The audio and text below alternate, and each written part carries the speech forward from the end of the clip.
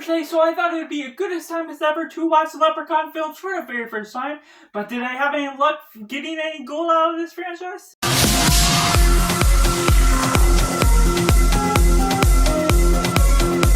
Hey everyone, welcome to Cinema, where we focus on the film. I'm Josh, this is Simply Cinema, and we're going to be ranking the Leprechaun franchise from my least favorite to my favorite. Let me know down in comments below how you would rank these films. Do you have any fondness for this franchise? Is it a guilty pleasure, or are you just not as attached? Let me know all that in comments below. Make sure to like this video, subscribe if you haven't already for the daily uploads we have here on this Simply channel as we get to learn more about film, talk about film with a nice, respectful discussion down in comments below as we build closer to each other each day. But coming in last place, we have Leprechaun 4 in Space. Now, this one sounds like it has a good premise going out in space with this thing, but it underperforms in so many different ways, just being disappointing for the aspects of going into space without really any reason, having the Leprechaun be on this planet without knowing how he got there. You're suddenly taken into this new space location without any reason, without any purpose. It doesn't deliver on the goofiness that the Leprechaun can often bring. There's certain parts that are annoying and a little cringe at parts that I personally am not attached to, and even in the spaceship itself, it just sets it set apart that it doesn't deliver in the way that it needs to be on a spaceship or on a space station in general. It could have been anywhere on Earth as well, and that's where it really ends up in last place. And coming in number 7, we have Leprechaun Origins. Now this one, despite the title it has being almost a reboot to the franchise in a sense, it doesn't have any origins, and even the prologue in Chapter 6 of the Leprechaun franchise had more of an origin story than this one has, and just the way they go about it, it just does not deliver.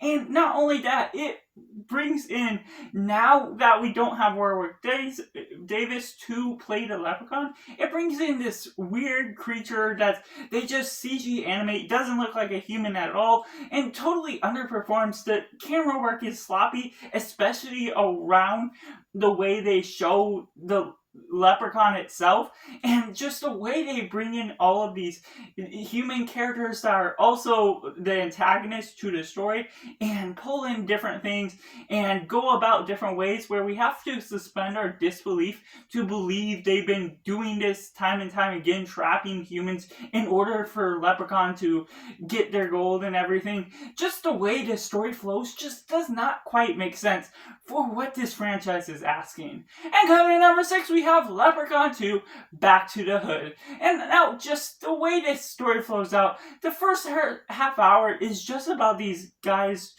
trying to play into trope that people are poor and trying to get rich, and they suspend disbelief in so many different ways of getting this genie's wish of not being told to take in the gold that they eventually find.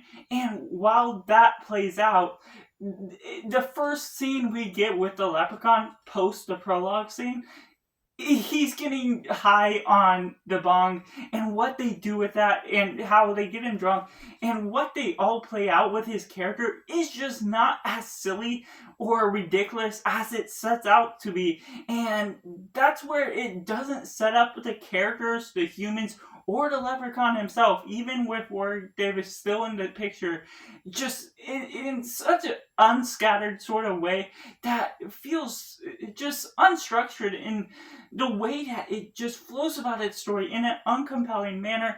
The motives behind certain people or even the Leprechaun are kind of hazy, just the way it plays out. And coming in number 5, we have Leprechaun Returns. Now, ironically, with this film being the most recent release in this franchise, it is the only true sequel to the first film of the Leprechaun franchise. And so that's where some of these films just play upon all of these different rules differently. They add different aspects to what the Leprechaun can do. And so I still have fun in some respect to how they're adding different layers, taking different stories from history of the Leprechaun and putting it into their own films. But obviously the consistency of the franchise is not there until this film.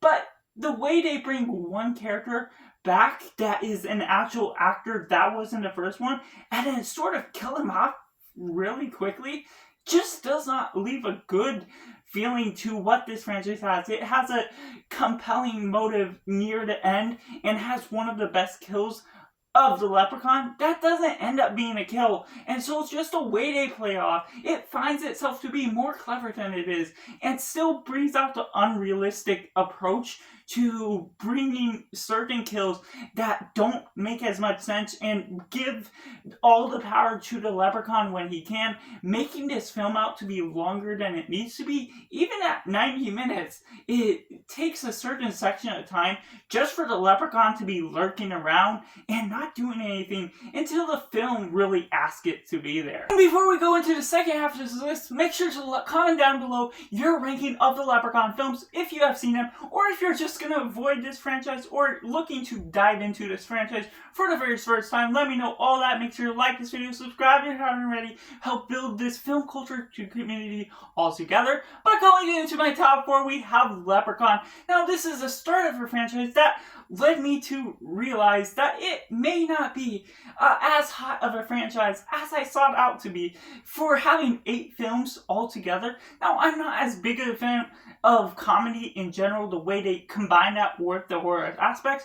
It does good on the world building of what they're doing, but obviously the aspects of the powers to the Leprechaun don't continue all the way through the franchise at all, really, in different ways. They're unpredictable the way you're suspecting this franchise, the certain powers of the Leprechaun, to play out in the same manner, but they still have a little bit of fun with some of the key notes that Warwick Davis plays as the Leprechaun himself. They have a certain vibe that I kind of get exactly where they're going, and it doesn't have to be the grade A style of writing to make this one of the best horror films, but that doesn't still disregard the fact that it just doesn't play out quite as well as it would really want to be for even a film that should be trying to be still a good film. And coming in number 3, we have Leprechaun in the Hood. Now, they have a nice different approach to it, almost bringing back the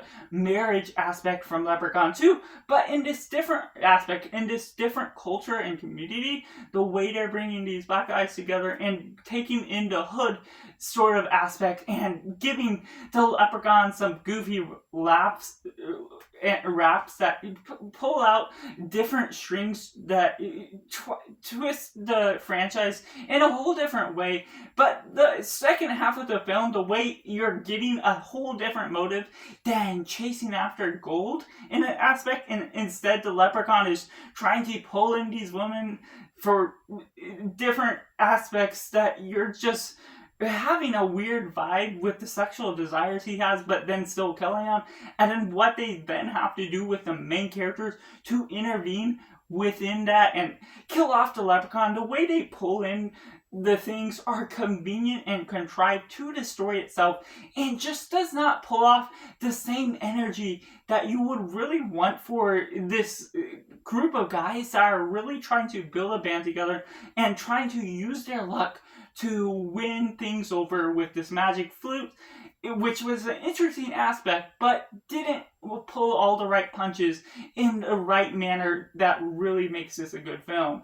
But coming in at number 2, we have Leprechaun 2. Now, just the way they pull off this, what they do with the marriage aspect of the Leprechaun, is a little bit more cohesive of a story and a narrative than what Leprechaun 1 brings us, is just having watched them all straight through, and just the way they bring out that energy and these characters, you kind of get at least a little bit basic understanding of where they're coming from, what they want in their motives, and as well as the Leprechaun being a little more restrictive to his focus, wanting the gold back, and how he's trying to also get this marriage.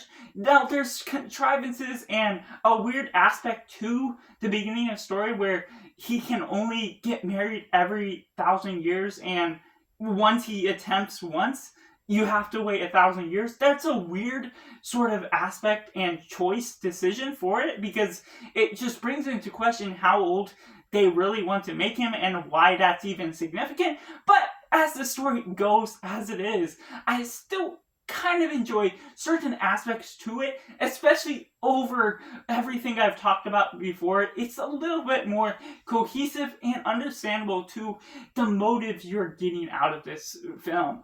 But that leaves at number 1, Leprechaun 3. Now, this isn't a great film by any means still, but above the others, I enjoy it for its decency, for going into LA, a different setting, and bringing in this good luck coin that really brings luck to someone in the casino for having that coin, and it gets tossed around to different people and what they decide to do with it. It portrays a theme of greed, even if it's not strongly motivated to teach a good lesson, because you're having this leprechaun killing you off if you're wishing for something that's unrealistic in real life.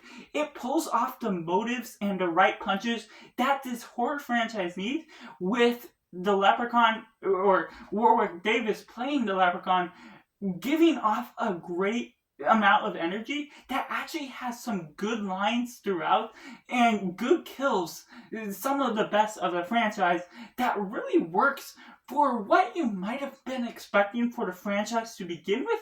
And so that's what really elevates this film to another level, bringing a story that's more cohesive, that's not brilliant, but still stands on its own 2 feet and delivers on something that I can possibly watch again over all of the other films in this franchise. So that's just my ranking of the Leprechaun films. Let me know down in the comments below how you would rank them from your least favorite to your favorite, and we can just all share this nice, lovely discussion. Make sure to like this video, subscribe if you haven't already, help me build this film culture community all together so we can have a blast learning more about film and each other all together. Thank you for watching. Bye for now.